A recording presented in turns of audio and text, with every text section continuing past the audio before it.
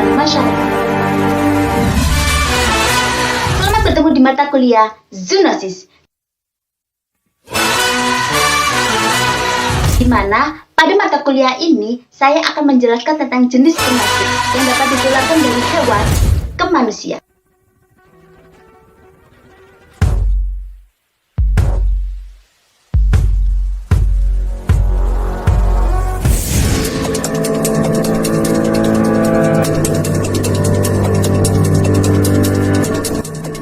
Nah, pada video kali ini saya akan menampilkan tentang zoonosis akibat bakteri, yaitu melioidosis.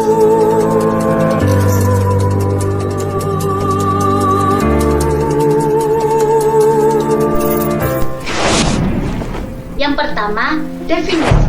Kemudian yang kedua, mikroskopik bakteri. Maksudnya, bagaimana sifat bakteri yang menyebabkan infeksi penyakit melioidosis. Ketiga, etiologi, yang nantinya akan membicarakan tentang penyebab atau cara penularan yang menyebabkan terinfeksinya melioidosis. Keempat, ada epidemiologi, yang nantinya akan lebih banyak membahas distribusi penyakit, misalnya daerah rentan, frekuensi, insiden, dan lain-lain. Kemudian yang kelima, membahas tentang manifestasi atau gejala dan tanda-tanda jika terinfeksi bakteri tersebut. Keenam, diagnosis. Kemudian yang ketujuh, cara mencegahnya. Dan yang terakhir, cara mengobatinya.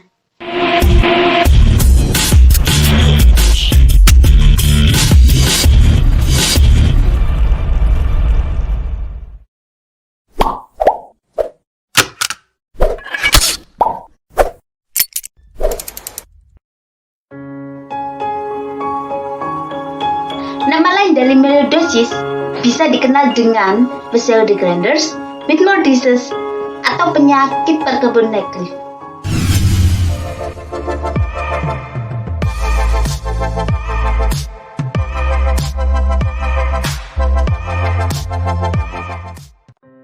Etiologi ini terdiri dari sumber infeksi dan cara penularannya. Sumber infeksi melioidosis yaitu terjadi akibat bakteri yang bernama Burkholderia pseudomeli. Bakteri tersebut hidup di bawah permukaan tanah pada musim kering, tetapi setelah curah hujan yang deras ditemukan dalam air permukaan dan lumpur. Juga dapat naik di udara. Untuk cara penularan melioidosis yaitu melalui 3 cara: inoculation, inhalation, and injection. Skin inoculation. Skin inoculation yaitu infeksi melalui kulit atau kontak dengan luka terbuka di kulit.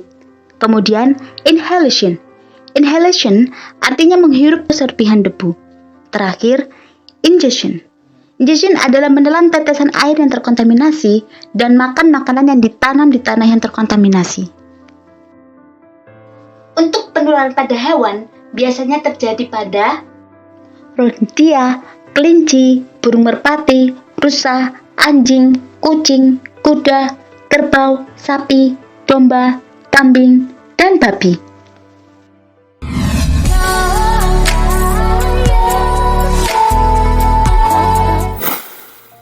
Untuk distribusi penyakit di Indonesia, kita lihat pada peta tersebut. Dari peta tersebut, bisa kita simpulkan bahwa ternyata kejadian pada manusia lebih banyak tersebar di beberapa wilayah daripada kejadian hewan. Kasus lama pada manusia banyak di wilayah Jawa. Pada kasus baru, Jawa berkurang wilayah kejadiannya. Untuk kasus baru, banyak di wilayah Kalimantan dan Sulawesi. Untuk global, penyakit ini dapat ditemukan di daerah tropis seluruh dunia.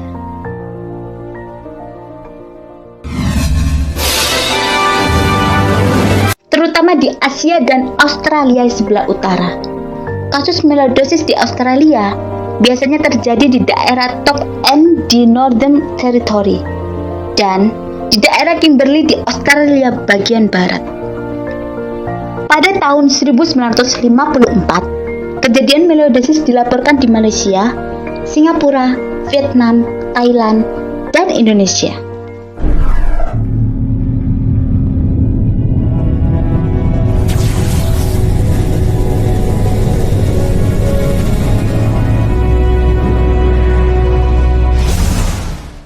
gejala dapat dibedakan menjadi gejala pada manusia dan gejala pada hewan.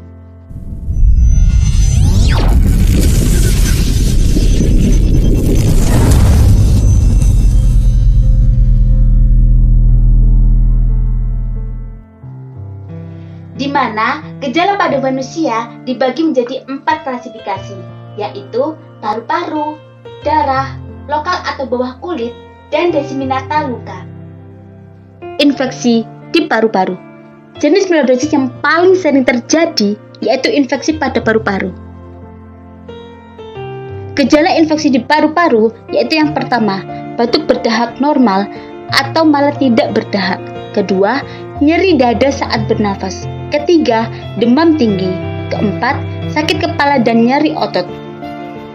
Dan yang terakhir, penurunan berat badan. Infeksi di darah. Infeksi melioidosis di paru-paru yang tidak cepat ditangani dapat menjadi septikemia. Septikemia atau disebut dengan shock septik merupakan infeksi paling serius dan dapat mengancam nyawa. Gejala infeksi di darah yaitu yang pertama, demam yang bisa diiringi dengan menggigil dan berkeringat. Kedua, sakit kepala, nyeri sendi dan otot. Ketiga, sakit tenggorokan. Keempat, masalah pernafasan termasuk sesak nafas. Dan yang terakhir, sakit perut bagian atas atau diare. Infeksi lokal. Infeksi lokal melioidosis dapat terjadi di area kulit serta organ yang berada di bawah kulit. Infeksi lokal dapat menyebar ke aliran darah. Sebaliknya, infeksi di aliran darah juga dapat menimbulkan infeksi lokal. Infeksi lokal, gejalanya yaitu yang pertama, nyeri atau bengkak di area yang terlokalisasi. Kedua, demam. Ketiga, ulkus atau abses pada kulit atau di bawahnya. Infeksi desiminata. Pada jenis melioidosis ini, pasien dapat mengalami luka lebih dari satu organ di tubuhnya. Infeksi desiminata bergejala yaitu yang pertama, demam. Kedua, penurunan berat badan. Ketiga, sakit perut atau dada. Keempat, nyeri otot atau sendi.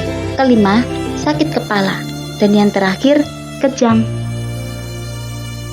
Secara umum, gejala pada manusia yaitu panas, batuk, anoreksia, sesak, lemas, dan sakit kepala.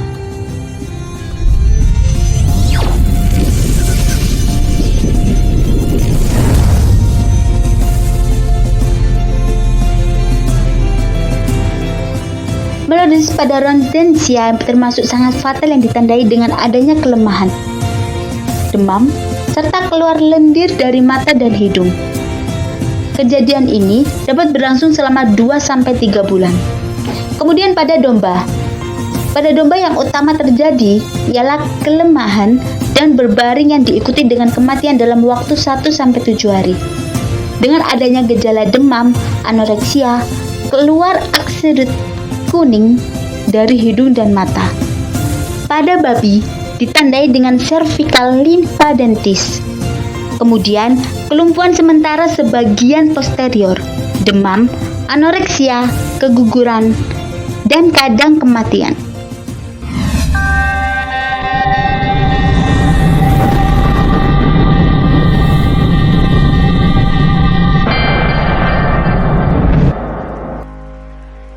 Untuk cara mendiagnosisnya dapat teridentifikasi dari yang pertama, ciri-ciri mikroorganismenya. Kedua, bentuk fisik dari mikroskop. Ketiga, melalui metode kultur darah. Dan yang keempat, identifikasi keberadaannya.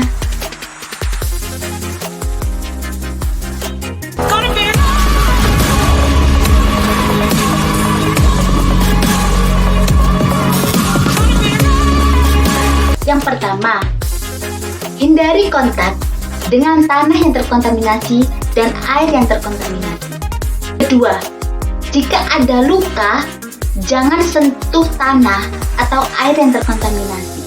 Ketiga, pembersihan luka. Keempat, klorinasi sumber air.